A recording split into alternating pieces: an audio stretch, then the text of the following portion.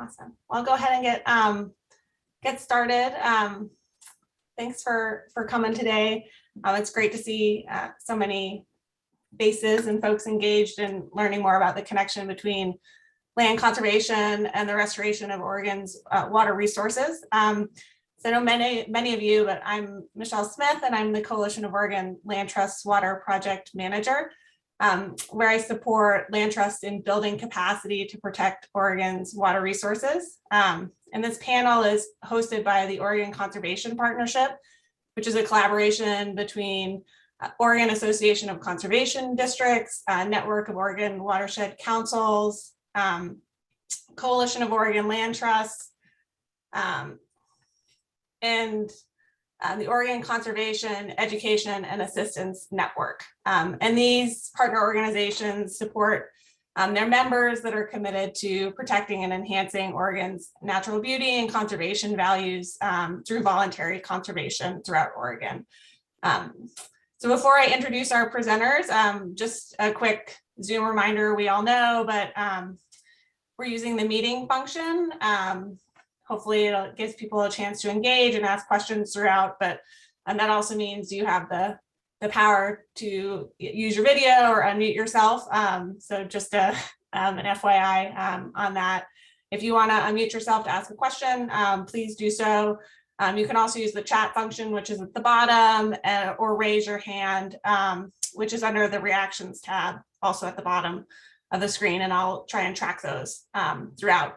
And you can ask questions at any point. I know it can be hard to track as you go along and keep track of your questions. So feel free to jump in. And I mentioned that I was recording, so the meeting. So I'm really excited today to have an expert team of presenters. So we have Kate Fitzpatrick, who's the director of Deschutes River Conservancy, and they work to restore stream flows and water quality in the Deschutes River Basin. One more person.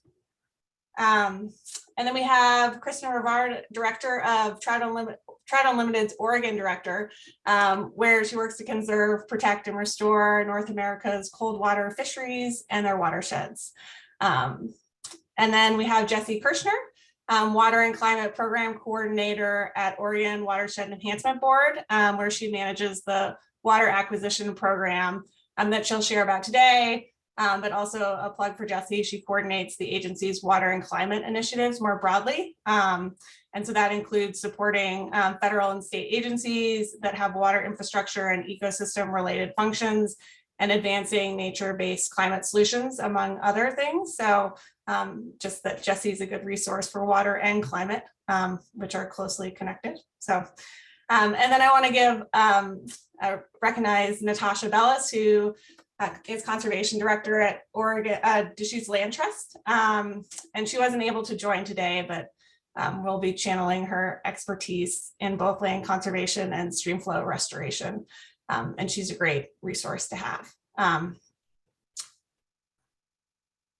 So with those great introductions, today we're going to be talking about the way water rights transactions can support stream flow and restoration goals more broadly. And the presence of water resources plays a critical role in achieving conservation goals. And these water resources that are so important to achieving those goals are increasingly being stressed from pressures from climate change, just disruption that's coupled with a history of over-allocation in the state. And we'll hear about today Oregon's system for allocating water for use as an important tool for meeting restoration goals. Land conservation and restoration projects can offer significant opportunities to support stream flow restoration, and stream flow restoration of water rights can also support land conservation goals. So a couple ways these two overlap.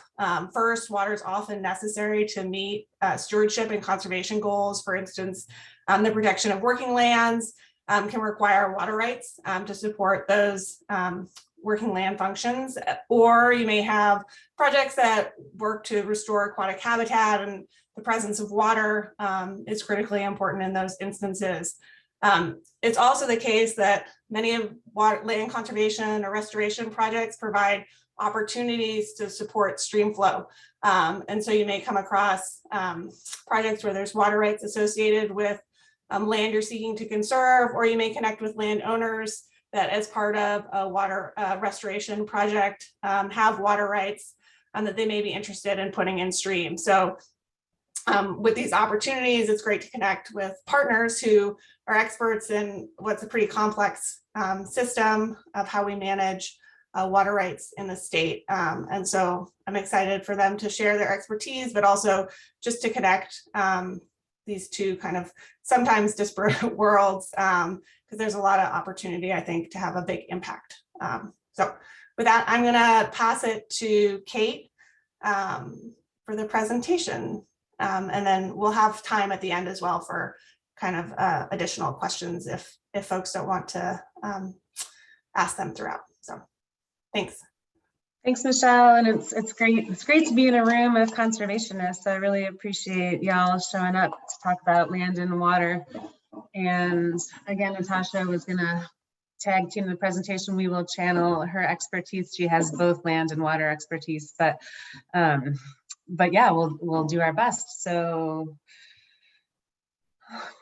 you all are seeing the presentation.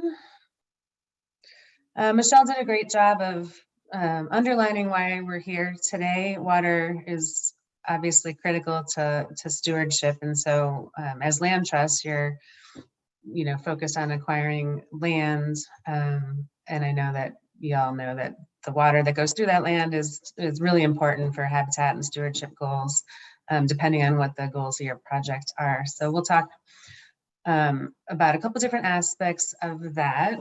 Our work with the Deschutes River Conservancy is largely focused on restoring flows back in the stream, especially on the east side of the Cascades. The rivers are really over appropriated, and so there's not enough stream flow in a lot of these areas.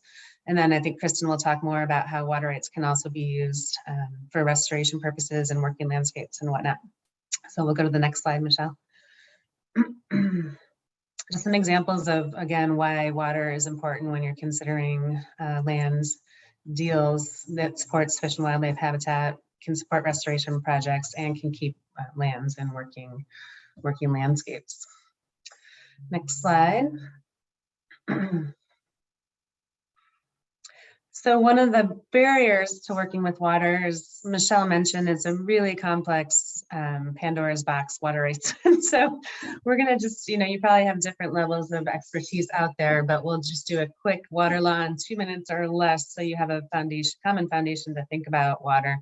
So in Oregon, all water belongs to the public, yet the right to use water is granted by the state, and that's under the Doctrine of Prior Appropriation from 1909, and that basically provides a framework for how water rights are given out. There's a couple important attributes to understand about water rights. So the water has to be used for beneficial use without waste. Beneficial use is a fairly broad definition in Oregon law, and it covers everything from irrigated agriculture to dust abatement to industrial use, and not until 1987 was actually in-stream use added as a beneficial use. And so again, in many areas of the state, more water rights were given away out of stream than exist in the stream in summer months. And so until 1987, we had no way to protect those water rights back in stream. And since then, I'll talk in the next slide about some of the tools that we have to protect water in stream. You have to be ready, willing, and able to use the water, which basically means you need to have the infrastructure in place, whether that's a diversion or a pipe system or whatnot. That's part of the beneficial use. And every water right permit is conditioned with a couple important attributes. Rate and duty. Rate is the maximum flow that you can divert at any given time. And duty is actually a volume of water over whatever the season of use for that is. So for the irrigation season, for example, that's calculated in acre feet per acre, which is basically 1 foot of water on a football field is an acre foot of water. So that's kind of a hard concept to get around, but basically over the season of use of a water right, Oftentimes in irrigation season in the summertime, there's a total volume that you can't exceed, as well as that flow rate maximum. And then water rates are conditioned by the purpose of use. And so we'll designate on the water right that you have, is this for irrigation? Is this for in-stream? Is this for municipal use, and that kind of thing. Okay, next slide, Michelle. This is just to underline that use it or lose it is an important attribute of Oregon water law. So you have to use your water right once every 5 years, or it's at risk of forfeiture. This is really key. So I'll talk about some of the ways that you can choose to use it in stream that will count as a year of beneficial use for your water.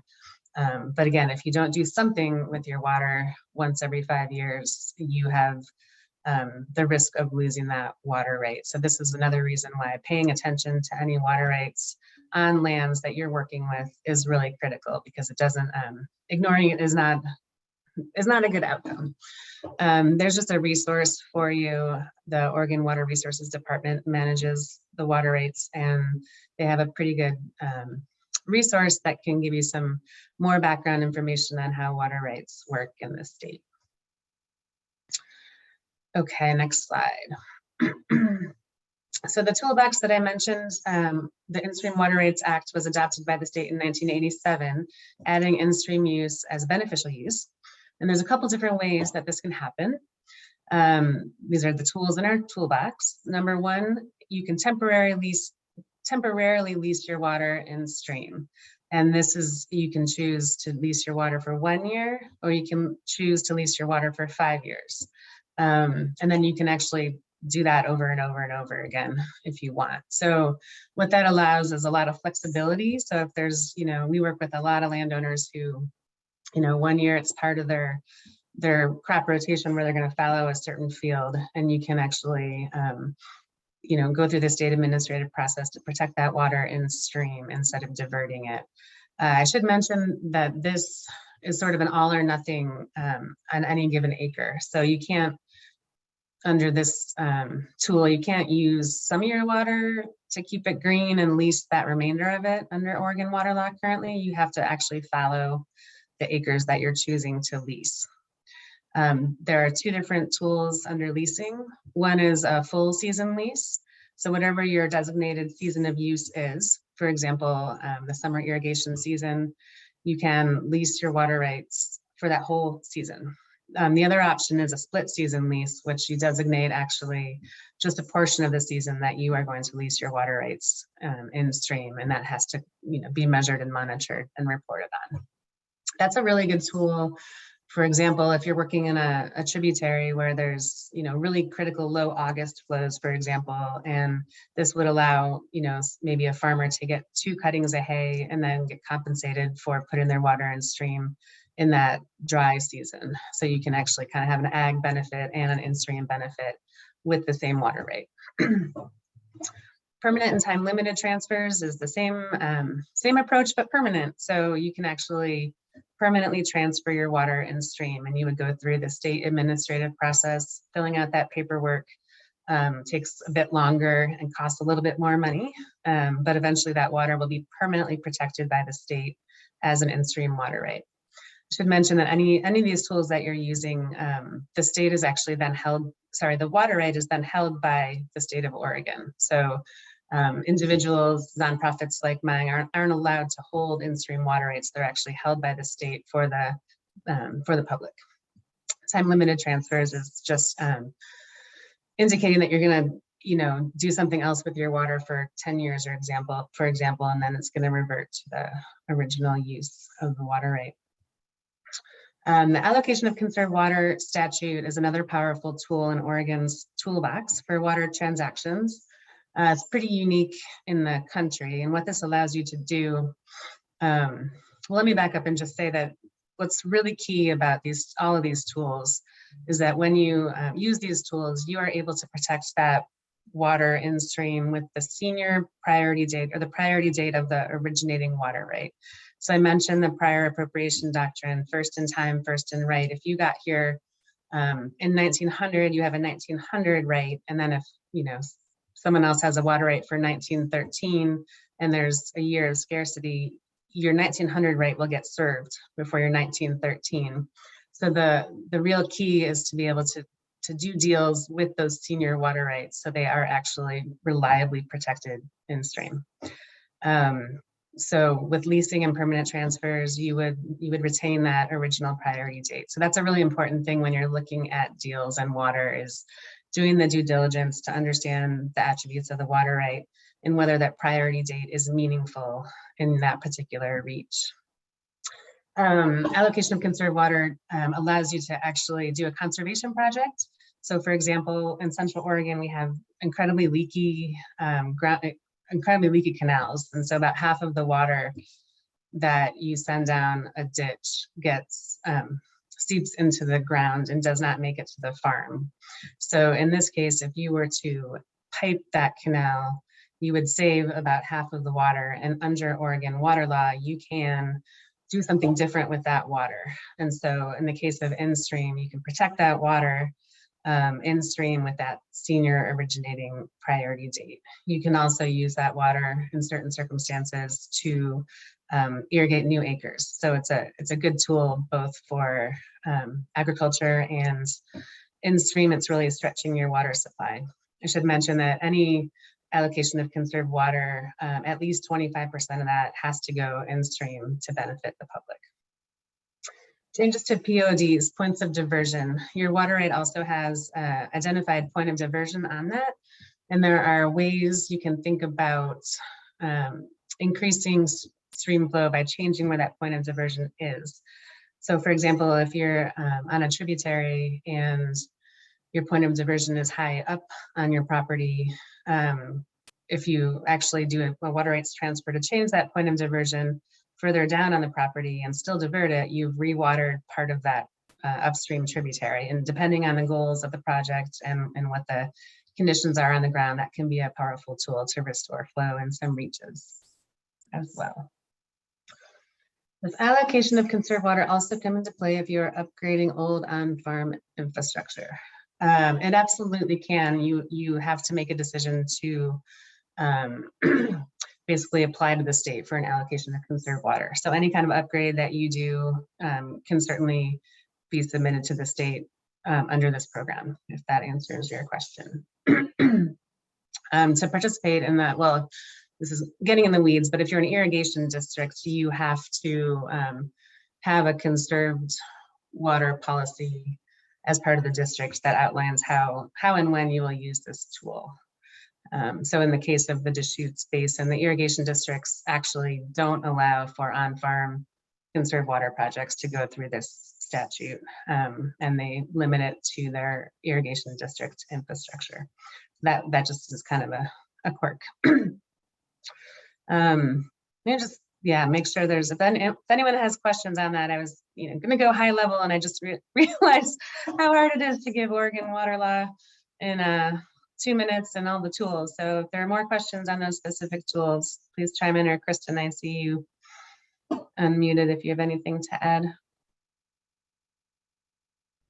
No, I was just going to move into the next slide. Okay. I'm not hearing anyone chime in with questions, but me. Matt Shipke has a question in the chat. Yeah, I think I answered Matt's question.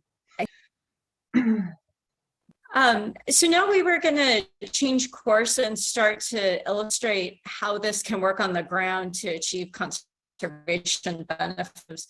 These first images are just a of the challenges we see out on the landscape that we can use water transactions to address. Kristen, you're sounding a little underwater. You might want to try it without your video. Here you go.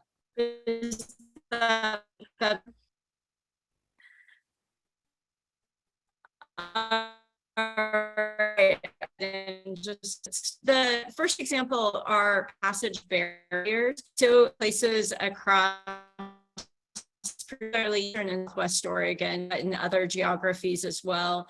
The mechanism to divert irrigation water is a push dam, occasionally a concrete or hard structure, but often there's seasonal push-up dams like the one shown here, which in cases where the volume of water under a water right exceeds the normal flow or creek, you actually can legally, build up a push-up dam and divert from the system into the irrigation canal.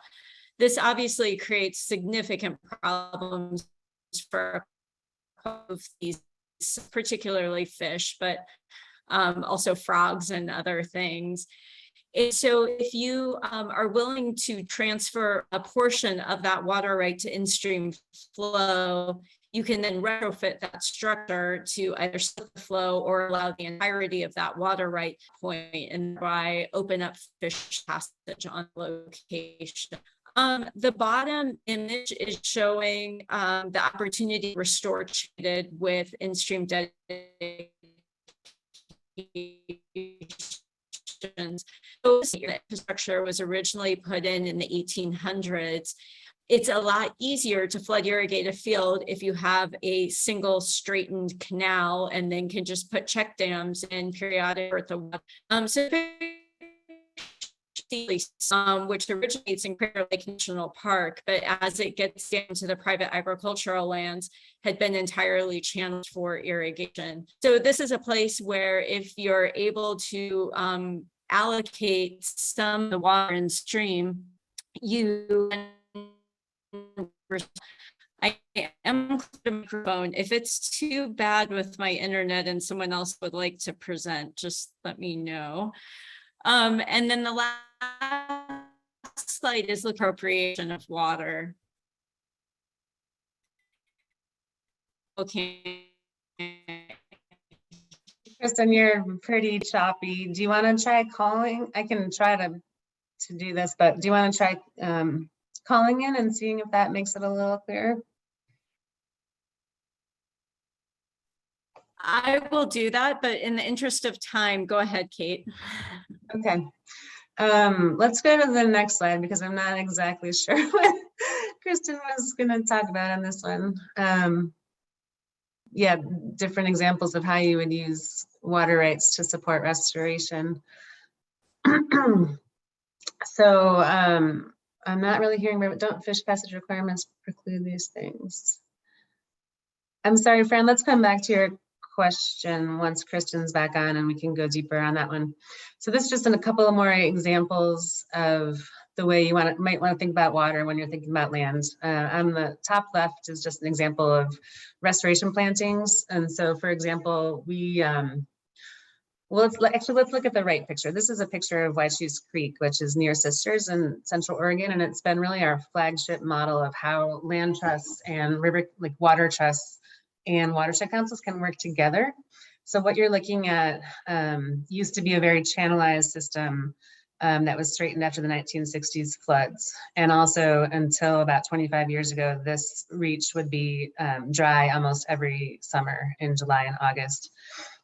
So what happened here is a partnership with the River Conservancy, the Land Trust, and the Watershed Council, where the Land Trust was able to purchase this property along with several others along this important Steelhead tributary, and basically gave the space where the Watershed Council could come in and do this process-based restoration on a really large scale. The work of the DRC has been to acquire water rights and stream, really bringing this river back to life when there wouldn't have been any way or any reason to restore it because there was actually no water in it. So that's just an example of when you put those different tools together, the kind of outcomes you can get. Some of these restoration projects, if you look at the top left again, involved a fair amount of planting once they reconstructed channels and did process-based restoration. And so in some cases, the water rights that we purchased to put in stream were actually used for a couple of years to propagate plants ahead of time. And then they went in stream. So that's an example of really thinking carefully about planning around the water that you might have on your property or on an easement. So in this case, it would not have served the project well to directly transfer the rights from irrigation to in stream because you would have missed that chance to help nurture those plants in the restoration process. And other things, I think some examples here were thinking about whether you might need to use that water for dust abatement if you're doing construction or fish passage and things like that. So again, just thinking early and thoughtfully about what you might do with the water on the property, and it might not be a one-time a one-time deal. You might actually do several things with it at the end of the day. Kate, can I ask, can you talk about how that partnership worked practically with Deschutes Land Trust? So who managed kind of the in-stream transfer and anyway, more specifically about the roles and if that was planned out ahead of time and so folks can think about how when they should think about partnering and Yeah, absolutely. So this actually began, there was at Lake Billy Chinook in the Deschutes River, there was a fish passage.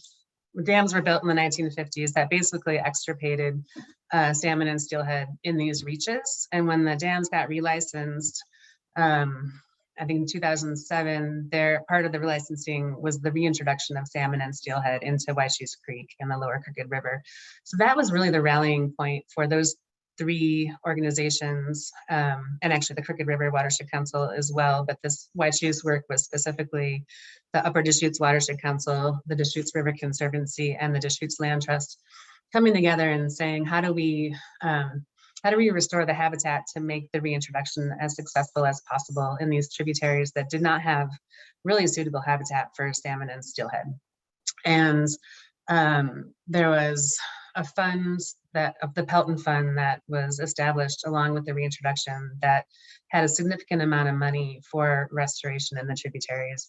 Alongside, timing wise, it was when the Oregon Watershed Enhancement Board was rolling out for the first time what they called the SIP, Strategic Investment Program, which is now the Focused Investment Program that Eric can tell you much more about. But that was basically an effort to invest strategically in restoration efforts in certain places in the state, instead of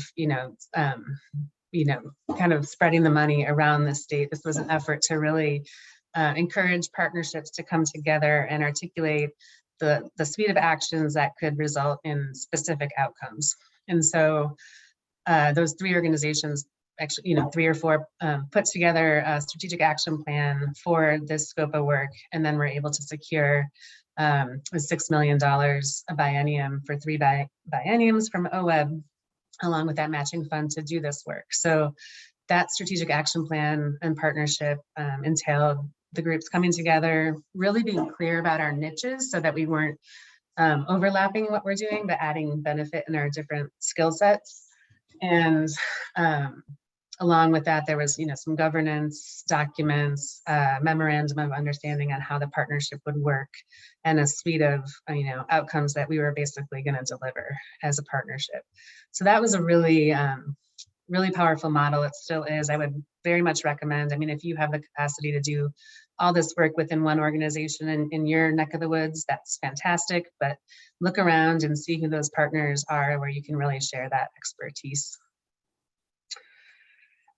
Did that answer your question? Oh, yeah. And then, so each group would do, so the water transactions, the DRC was responsible for administering the water transactions. The land trust was responsible for securing easements and acquisitions. I believe they protected 7 miles of Waichus Creek. And then the Watershed Council would implement the habitat restoration projects and the fish passage barrier projects. They've now removed every fish passage barrier on Waichus Creek as of last fall. So pretty cool partnership success story there. Thanks. And yeah. Kristen's back on. I don't know if,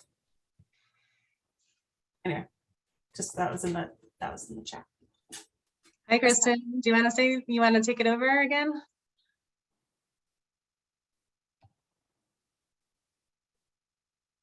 I think unmute is like *6 on the phone.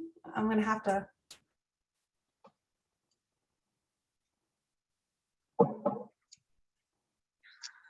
Okay, well, I can keep going while you work on that. And Kristen, if you get on, just call her. But we can go to the next slide.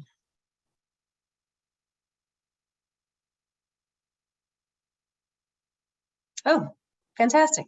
I'm going to pass this off to OWEB. Thanks, Kate. Okay, so what I'd like to do is just introduce OWEB's Water Acquisition Grant Program and talk a little bit about what we can fund under this. So go ahead and do the next slide.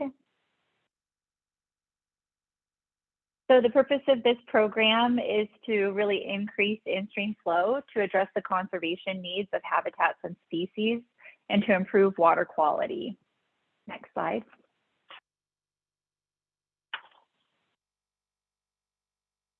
Just a little timeline and history of this particular program. So we began funding water acquisition type projects in 2001 with formal solicitations launched in 2009. In 2013, we established a coordinated funder agreement with the National Fish and Wildlife Foundation, which helped to do the valuation review for the water rights, and then also served the technical advisory committee review for water acquisition applications. In 2020, we went through an administrative rules change where we updated our water acquisition criteria to include contractually protected in-stream flows, which basically provides opportunities for other types of actions. So in addition to permanent transfers, which Kate talked about before, we also open this up to opportunities for actions that result in water in-stream, such as minimum flow agreements. Also in 2020, a new evaluation process was designed to address some limitations that were associated with that coordinated funder approach with the National Fish and Wildlife Foundation. Basically, their interest at that time was primarily in the Columbia Basin, and we were looking at applications across the state. And so it was hard to do there's more limited review of projects outside of that basin. After a pause due to the downturn in lottery revenues that were associated with COVID, so we didn't have any water acquisition grants that were awarded in 2020 or 2021. We are now restarting our water acquisitions grant program, so it will be coming out, we'll be releasing a grant offering later this summer. Next slide. So just a brief history of our funding. We've awarded about $4.5 million in water acquisition projects across the state. And since 2016, we have funded about 15 projects totaling almost $2 million. And you can see the amount of CFS that have been protected through leases and transfers through this program. Next slide.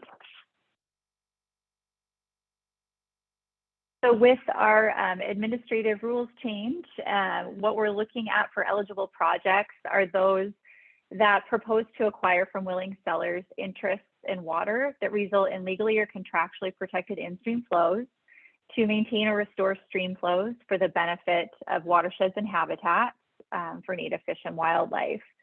So our projects must result in legally or contractually protected in-stream flows to address identified conservation needs of habitats and species as determined by Department of Fish and Wildlife, or towards improving water quality in water quality limited areas as determined by Oregon Department of Environmental Quality.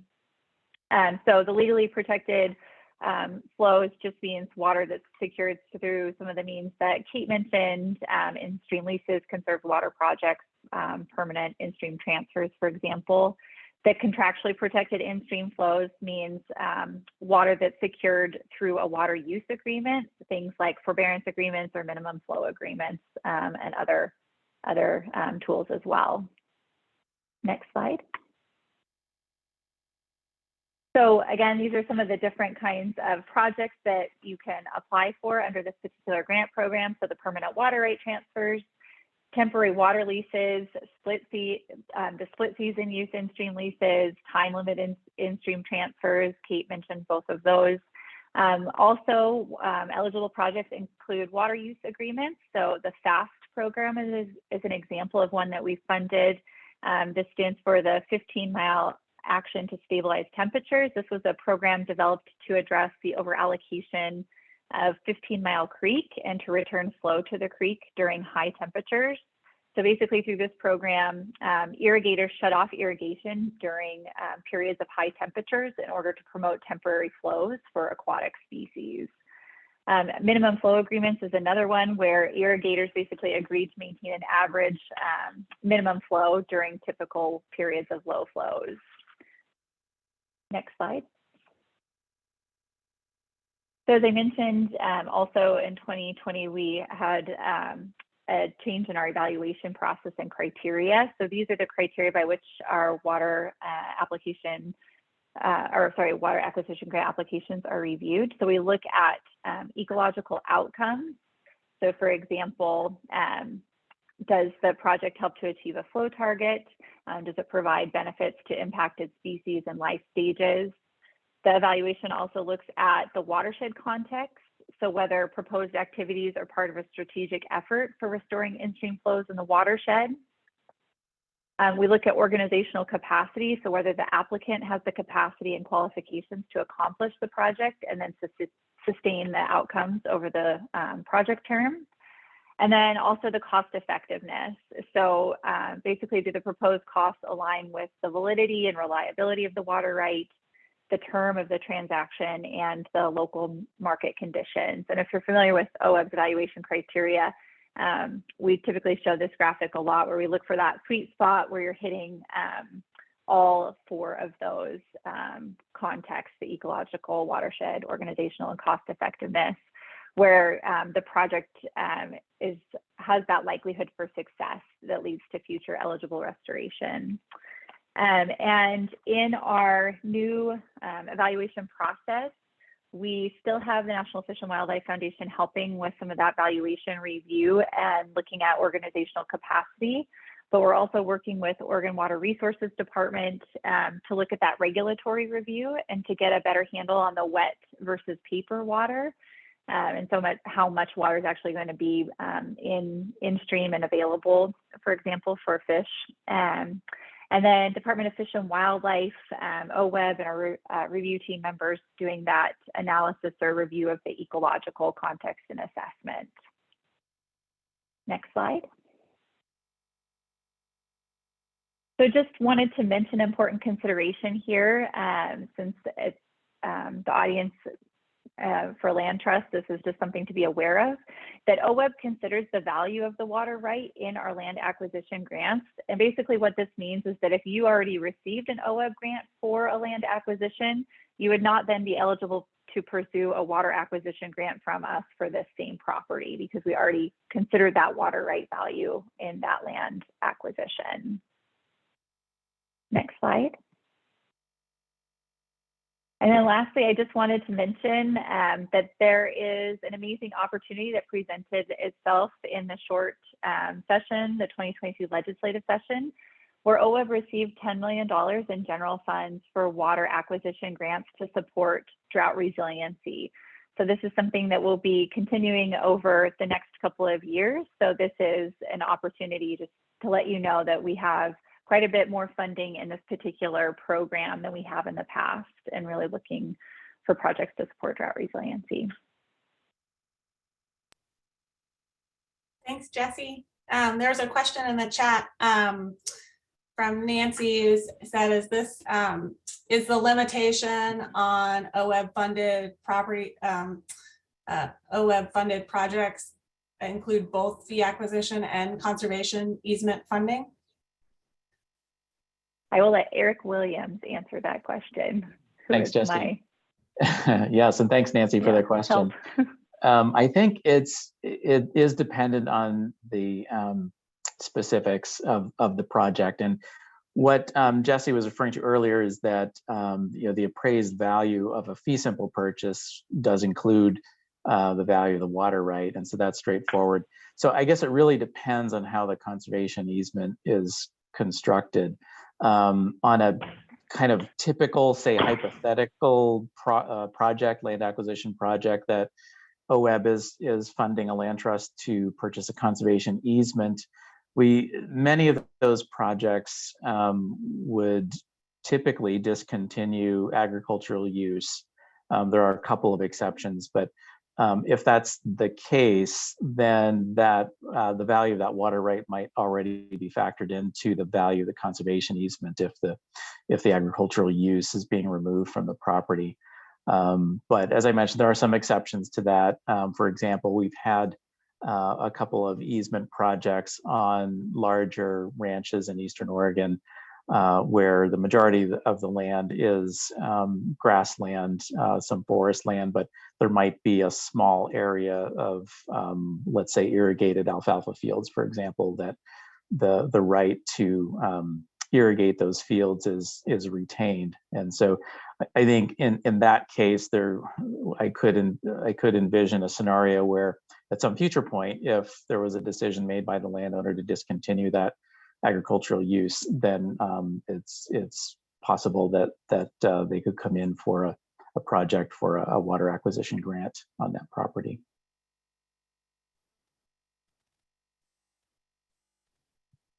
Thanks. Kristen, can we hear you? Oh, I think she dropped off. Kate, do you want to? Yeah, I can hit the next. Well, can I? These are Kristen's examples. It looks here like there was a connectivity issue, and so I'm guessing that Kristen's organization targeted water transactions. Are you able to hear me now? Yes. Yay. I am just so embarrassed. Oh no, we're happy to hear your I'm voice. really embarrassed. I'm so sorry. Oh, please don't. You're perfect timing. We're just picking up these last project examples. So wonderful. Well, thank you for all of that earlier information. Melissa just suggested that we cover a couple of examples on projects. And so the one that I'm showing here is in the Upper Rogue Basin. And this is on Lotgawa Creek, which is a really uppermost tributary high up in the Cascades that comes down into the Little Butte Creek system, which is one of the most important tributaries to the Rogue River for steelhead and salmon, particularly coho salmon, and spawning and rearing for steelhead. This property was acquired by a conservation buyer who was interested in supporting, all of the values across the property, including restoring a lot of natural pollinators and changing cattle grazing practices and some of those pieces. And so a very thoughtful approach was necessary to this project because, as we talked about earlier, had we immediately gone forward with the in-stream transfer of all of the water rights, focusing entirely on fish and water quality, they would not have had the opportunity to use that water to reestablish some of the native vegetation on the property and jumpstart some of the other programs they have that are really focused on butterfly and bee recovery. So we've worked with them over a number of years and ultimately have transferred about 2.5 cubic feet per second of water high up in the system. And you can see the spot where the property is actually located. It shows up as Dead Indian Creek on here, which thankfully this is one of the creeks that was renamed as part of the state's effort to address colonial naming of many of our natural features. So it's now known as Lotgawa Creek.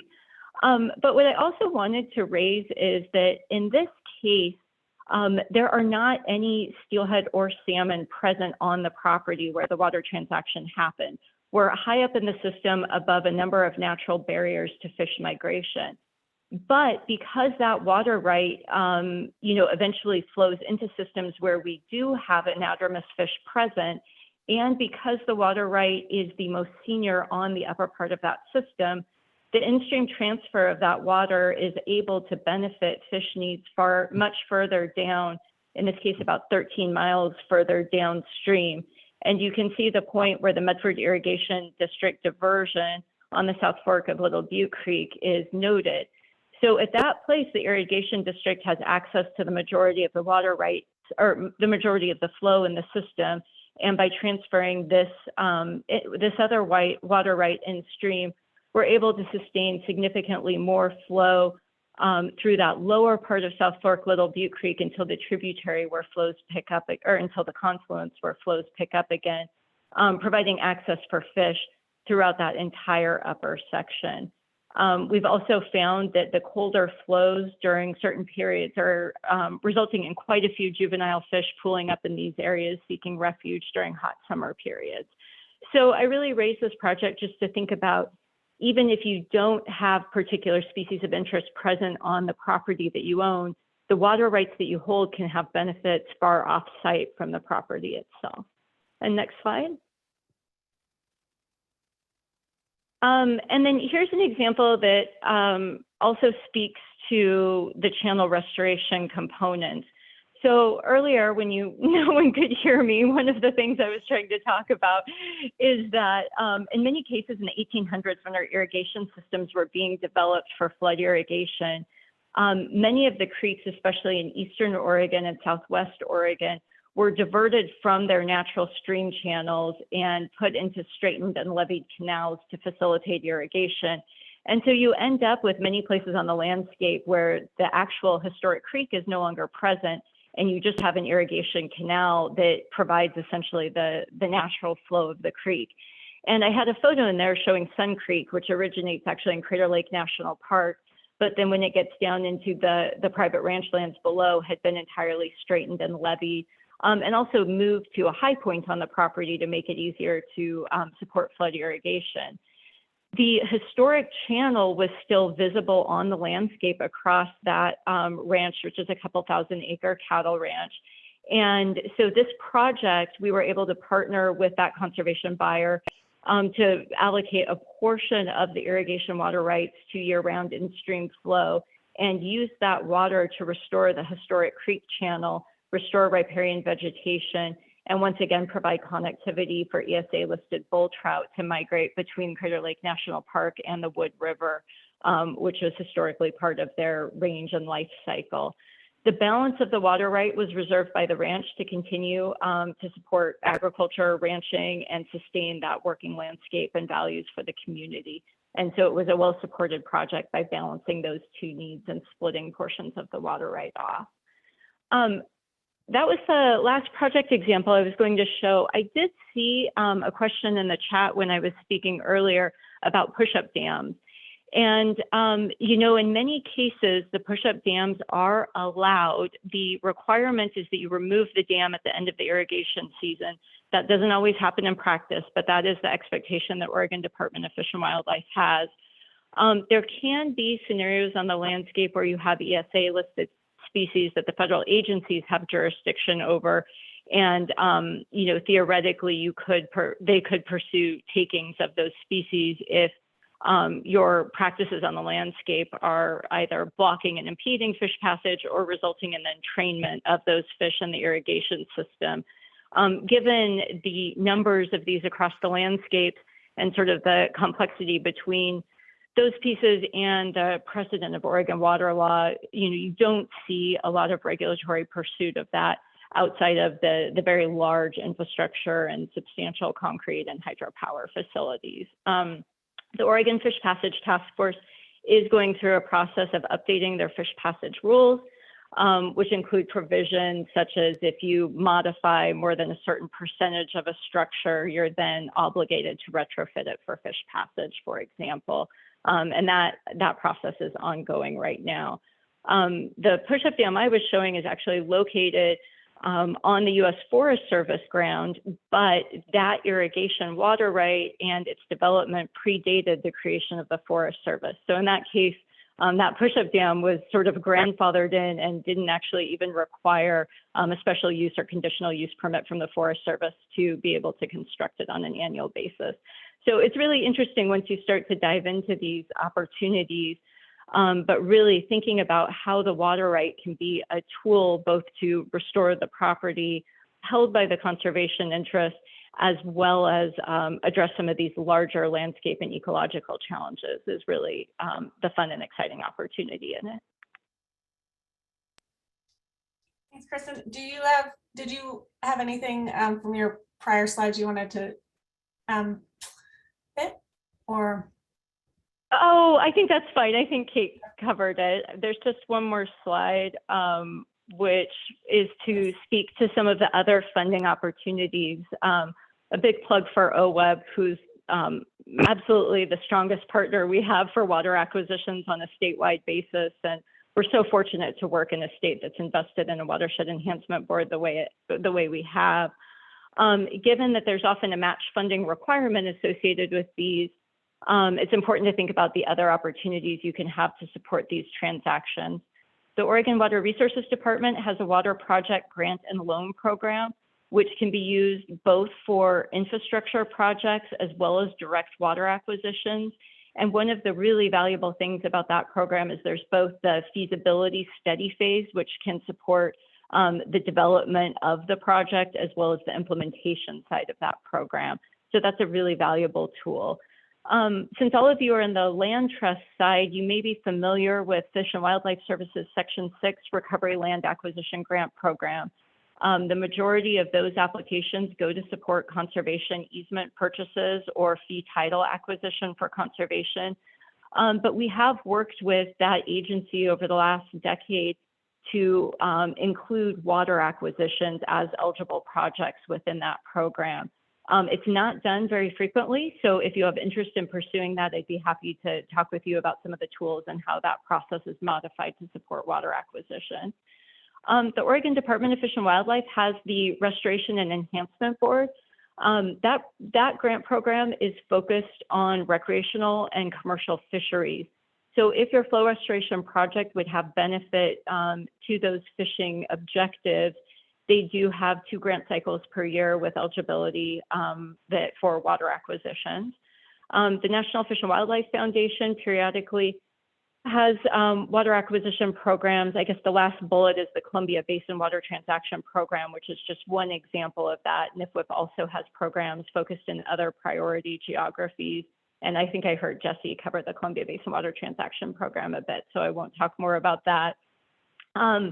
And then lastly, the U.S. Forest Service has recently completed their assessment of their ability to use grant funding to support water acquisitions, and have found affirmatively that that agency can invest in flow restoration as well. Oftentimes they prefer to partner with NIFWIF to do that grant making, but I encourage you to work with your Forest Service partners as well. Even if your project is on private land, if it is below or will benefit Forest Service lands, for example, improving fish passage up onto the Forest Service, you are eligible to utilize their funding on private lands. So that was the extent of the comments I had. If there's any questions, I'd be happy to take those. Thanks, Kristen. Alex, you had to put a comment in the chat that I think relates to one of the slides. So I was going to go back to that before I stop sharing so we can have time for questions. I didn't put that comment in the chat. So I don't know what. Oh. Did anybody else put that comment in the chat? I'm just I was very confused when I saw that comment. I put a comment in the chat, but I'm supposedly logged in as Mark Hudson. Oh, Mark put that comment in the chat. There you go. Yeah. Mark, did you want to? I was just, before I get off the slides, I thought it was referencing a slide, so I might keep them up if you wanted to say anything about the comment. So. Well, and it's just, like I said, it's an argument for conversation. And I know this is about water rights specifically, but, you know, in the success of a lot of these grant programs, long-term has to do with about community perception of the work that we're doing. And, you know, there's a lot of battles around water rights and water use, particularly given the 22-year drought we're in the middle of right now. And a lot of those battles seem to be continually elevating. I was just wondering, you know, to the extent that either organizationally as land trusts or as OWEB or so on and so forth, how much community context really fits into the diagrams like this one. You know, so that's why I was throwing it out there. Yeah, thanks for that. I'm happy to jump in. Eric Williams here at OWEB.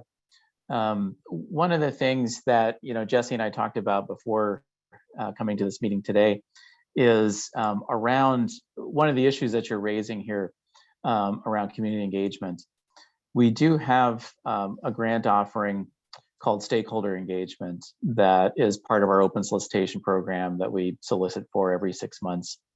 The purpose of the Stakeholder Engagement program is to do whatever kind of work you need to do with anyone in the community to build the support that you need to get an eligible restoration or acquisition project funded. And so while that includes both land and water acquisition projects, We haven't really utilized the stakeholder engagement offering all that often for that purpose. And I'd like to see more of that done because there often is a need for that kind of engagement to help people understand what it is you're proposing to do in the watershed and have those conversations before you actually get to the point of trying to implement a project, whether it's something regulated by WRD as a permanent transfer or a contractually protected in-stream flow. There are going to be concerns, as you point out, in the community often around, how is this going to impact agriculture in the watershed? How is this going to impact our economy in the watershed? And so that stakeholder engagement grant offering is really built for that. Now, to your comment about what's in the rules, yeah, we certainly should consider that. I will say we'll have to do that through a rulemaking process, and typically when we do these, we have kind of a 5-year review period. And as Jesse mentioned, we completed these rules just in 2020.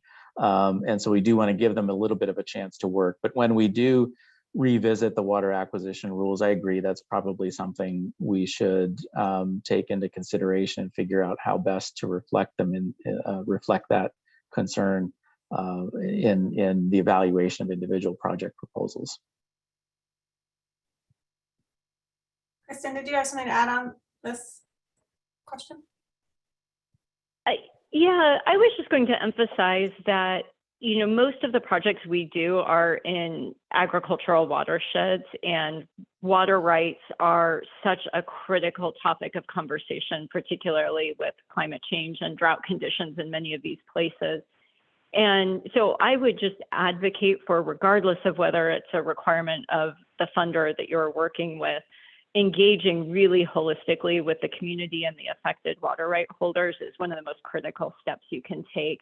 If you fail to do that well, I think there's a risk that's the last project an organization does because of the trust that gets eroded in the community and some of the negative outcomes that can develop from that. So Water Resources does evaluate these applications to assure that injury or enlargement doesn't occur with any change in a water right. And that's a screen to prevent negative impacts to other water right holders.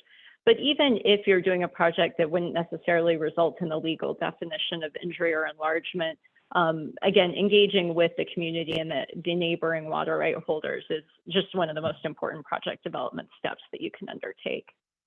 I also find you can learn a lot if you're relatively new in a part of the watershed. A lot of those times, the conversations that you have there can help you think of unintended consequences of the project or other opportunities that you might not have realized otherwise. So it's a really helpful part of the process from my perspective. Thanks. Kate, did you have an add to that? Yeah, I just totally agree with what Kristen said. And also, when you think about your toolbox, there's several different tools you can use. And a lot of times, I think the community context can drive your approach. And that's really important to think about. So not just stakeholder engagement's great, but thinking about tailoring your approach to the community needs. That the FAST program that was mentioned, is a totally voluntary program where landowners, they didn't want to give up water permanently, but they're willing to, get compensated once you hit a temperature target that's too warm at a certain time. And so it's a very kind of low impact for agriculture solution that works really well in that particular context. And then in Bend, we have leaky canals. So the allocation of conserved water statute is a win-win really for everybody, except for some folks who like the canals in their backyard. And then our permanent transfers are usually from urbanizing lands. And so you're not really putting ag at risk. So again, there's just a whole portfolio of tools that you can consider based on the context that and community should be at the center of those thoughts. Bob, I saw your hand up, and feel free to jump in if you still had a question. I just had a quick comment. Hi, everybody. Bob Van Dyke from Wild Salmon Center. I just wanted to note another potential source of funding going forward, which is there's a new fund that's part of the private forest accord. There's new mitigation fund that was created as part of the accord that was passed recently that can be used for water rights transactions as well as other things that advance the purposes of the private forest habitat conservation plan. It's a pretty substantial amount of money. It's 12.5 million a year, rising to 15 million a year in 2027. So, the Forest Accord report specifically calls out water rights transactions as an eligible activity. So just wanted to flag that for folks. Thanks, Bob. Yeah, that's a great new resource. I had a question for probably Kate and Kristen, but how do, when folks are looking at a project, either a land acquisition or they're doing restoration work that might involve, might touch on water rights that may become available for in-stream flow transfer, how do you start, one, assessing whether or not the transfer is worthwhile? So would that stream reach benefit from a transfer? And then kind of what are some steps that folks can take to start working through the process of looking at whether or not just whether that transfer would have an in-stream benefit in terms of the state's rules, but also kind of whether or not they are eligible for transfer, and if there's good resources for that.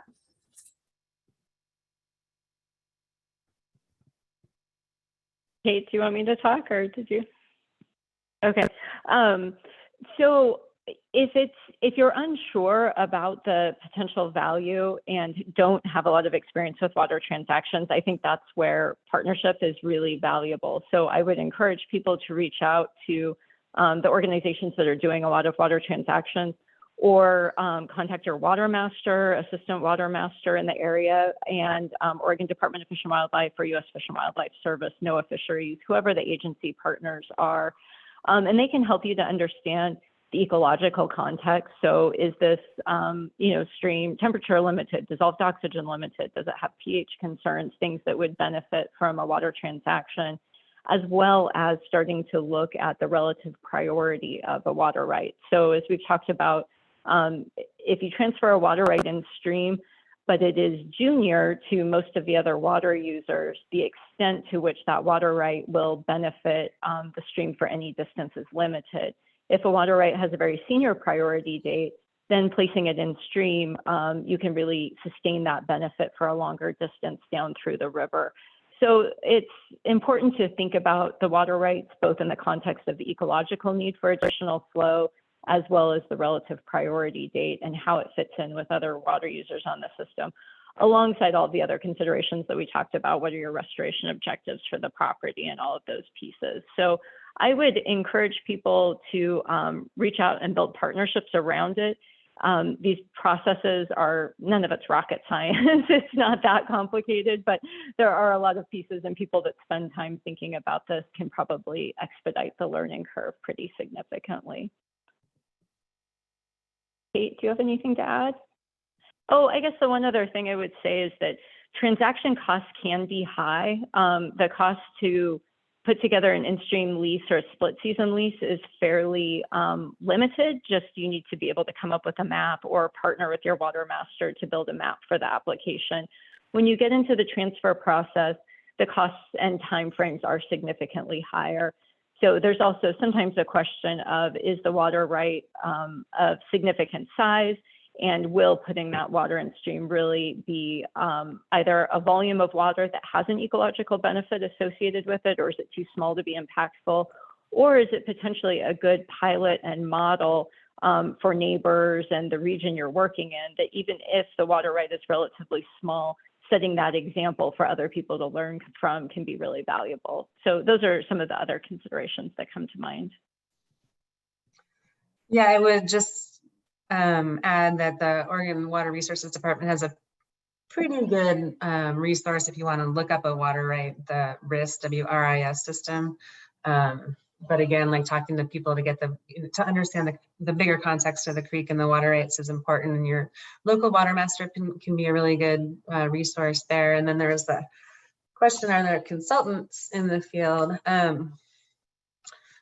Yes, Yes, and I'm most familiar with, most of, I don't know if this is true. I'm thinking most of the in-stream conservation work is done by NGOs, but that might not totally be the case. And I think there's lots of consultants, probably David Evans, GSI Water Solutions that have water rights expertise. You can get a hold of a certified water rights examiner, can be helpful. I don't know, Kristen, if you have other ideas on consultants.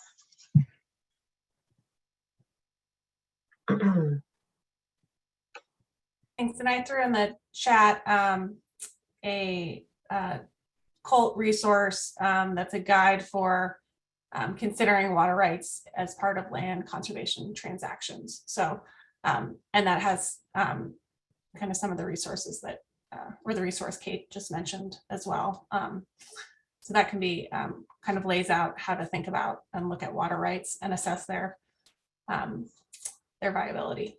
So, and I would add to that list that tribes can be good partners in many cases for this work and thinking about flow restoration, both as partners as you work through kind of the nuts and bolts of it, and thinking about the benefit of those flow transactions. So, and Kristen, you mentioned partners, and I was wondering if from the nonprofit perspective, Trout Unlimited obviously is a partner, and in the Deschutes Basin, Kate's group, Deschutes River Conservancy, are there other partners in the state or that work in Oregon that folks should be aware of?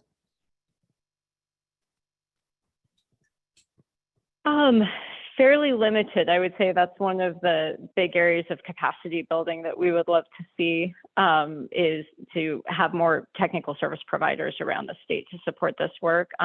In some places, the Freshwater Trust has participated in projects like this, so that comes to mind. Jesse or Kate, can you think of any other groups?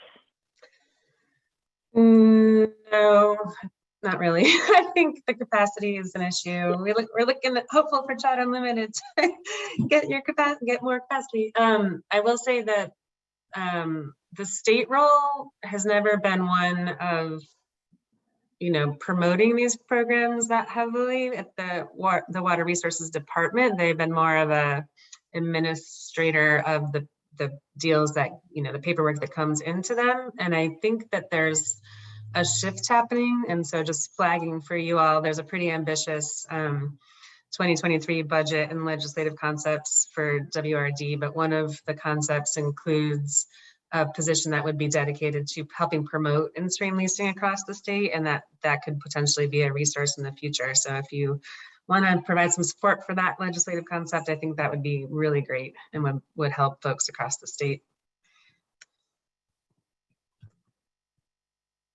I would add to that there's a model for that in other places. Idaho, for example, funds their state water programs fairly significantly to support flow restoration towards particular objectives. So it's an interesting model. And we do, as an organization, we support work through much of Northeast Oregon, the Klamath, and increasingly the Rogue and Umpqua basins. We would love to help build capacity where there's demand and need for it. So feel free to reach out to me or any of our other program staff here in the state, and we can try to connect you if you have questions. Thanks. And I was just gonna, we're running a little short on time, but I wanted to end with just a question around kind of any key lessons learned as you've done this work. And Kate, maybe I'll ask you, as you think about the Waichus project, any key takeaways or challenges that you saw that folks might take away as a lesson learned. And Kristen, I'll ask you the same, and any other projects you mentioned. So. Oh gosh, lessons learned. So, the DRC's model is collaboration. So everything we do is kind of has consensus of the community, which I think is the most durable model for reasons we've talked about. But it's tough, and it takes a lot of time. So I would say the sooner you can start building partnerships with all perspectives, the faster your work will go in the long term, because we don't have, it's a great model, but given the climate change challenges we're facing and already over allocated streams, you know, we need to speed this work up. So I guess build the partnerships, build the trust, and don't be afraid to be creative. I think I'm really happy that OWEB mentioned, you know, some of the contractual tools that you can use that can be a little more flexible based on the needs of the community and the creeks. And so, you know, I think this field is ripe for innovation. Land trusts, you know, are in a great position to help move that forward. So, you know, be ready for some patience, but I think, yeah, partnerships is really the key to what we're trying to do. Kristen, I'll hand it over to you. I think you hit all of the really critical points. I would just emphasize again that these are entirely voluntary programs, and the pace and scale that we're working, I think, is far short of the impacts that we're seeing from climate change and drought. So expanding the capacity and interest in doing flow restoration is just, I can't overemphasize how critical I see that. Land trusts could be really important partners and are really important partners in that work. And so if there's anything that, you know, Kate or I or others can do to support both thinking about how land trusts could support it or building technical capacity and experience, you know, I know just with that overall objective, one of the goals that I have for the coming couple of years is to help get more practitioners feeling comfortable to do these projects on their own, because we simply don't have enough people doing the work today. So if your organization sees an opportunity to be working at a bigger scale and pulling more projects together, if there's anything we can do to help with training, support, sort of holding hands through the first couple of applications until someone has the hang of it, we would be really excited to do that. So I'm thrilled just by the turnout for this call, and hope to see a lot more proposals going through the Water Resources Department soon. Thanks. And Jesse and Eric, I'm curious from OWEB's perspective, you did just get a flush of money from the legislature, and mentioned OWRD is looking to invest more in promoting in-stream flow transactions. So from OWEB's perspective, or anything looking forward that Land Trust should keep an eye on, or land conservation partners? Well, I think one thing I would say is in terms of lessons learned, and this fed into our rulemaking effort that Jesse walked through, that in some places there just are water rights holders who may be interested in doing a project but don't want to do one that's regulated by government. And so that's why the rule revisions spent quite a bit of time thinking about contractually protected in-stream flows. So in other words, a transaction that does not involve WRD, that can be really appealing to certain water rights holders who are leery about, you know, working through a government program. It of course requires a strong partner to do it. You know, something like a minimum flow agreement or something like the FAST program that Jesse referenced does take a lot of work and a lot of capacity to manage it. However, that's something to consider moving forward. Regarding the additional funds, I think what I would say about that is the $10 million that was included in short session this past year was part of a drought relief package. However, the coalition that worked on it, and I think Bob was part of that as well, and Kristen as well as others, they were very clear that the $10 million was not really thought of as an emergency drought relief action. Rather, it was something to complement the emergency package to build in longer term resilience where it's needed in different parts of the state. And it seems like that given what's been happening with climate change, there are parts of the state where agricultural operators are seriously thinking about conversion from irrigated agriculture to some form of dry land agriculture. And so this is an opportunity to help those agricultural operators make that transition where they desire to do so. Jesse, anything else to add to that? I might just add that I think it's an area that's going to continue to see investment and focus from agencies outside of OWEB. You know, Fish and Wildlife, Oregon Department of Fish and Wildlife is also looking at this too, and trying to figure out how to support and build capacity for these kinds of projects. So I think it's just given what we've seen with drought impacts, I think it's only going to continue to be an area where we need to be, expanding what we do. Thank you. Mark, I see your question. I'm gonna, I know we're over time, so I'll maybe at least the panelists can stay on to help answer, and anyone else that wants to, but I want to make sure I thank folks for coming. Kay, Kristen, Jesse, Eric, thanks for fielding questions. And just a lot of gratitude for your expertise in this area. I think there's a lot of compliment on this. So it's really exciting to see these, hopefully more of these projects happen. And Mark's question, I don't know if Kate or Kristen, probably maybe Jesse or Eric, if anyone wants to. I'll just offer a quick one, and that is similar to the stakeholder engagement offering that we have. We have a technical assistance offering that can be used to do the kind of work you're talking about there, Mark, to get the data that you need for modeling to be able to pull off a water acquisition project or some kind of similar restoration project. So, and those are offered every 6 months as well. So please do look into that. I would love to see projects along those lines in that offering. Yeah, I would only And I'll add. Go ahead. I was just going to say, I'll add that I know that WRD and other agencies that touch on water in the state are looking at like a updated water data platform. So this might be something that's getting added into that, but I'm not certain. But I can ask about it. So. That'd be great. I mean, I've been working with a group that's been looking informally at the Harney County groundwater issues there, and we just ran into a stumbling block. Nobody had like the 80 hours to go through all the individual permits on a couple thousand permits, and hand enter that kind of stuff. And so, yeah, it's good to know, Eric, that that's a potential activity under the technical assistance grant. Yeah, I think continuing to advocate around that's really important. I'm getting I had feedback there. I apologize.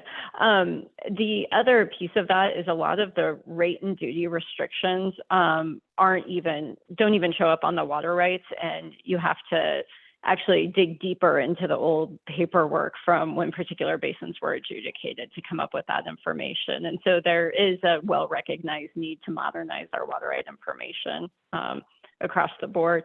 Working with groundwater and some of the consumptive use needs, I would put a plug in for the OpenET platform if you haven't looked at that yet, but there's really interesting information available using remote sensing to quantify consumptive water use through OpenET.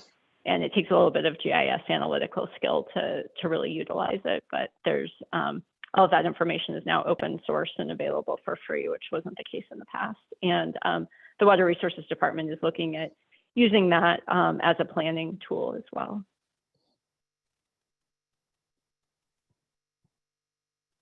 Thanks. Well, thank you so much, everyone. Really appreciate it and all the great content.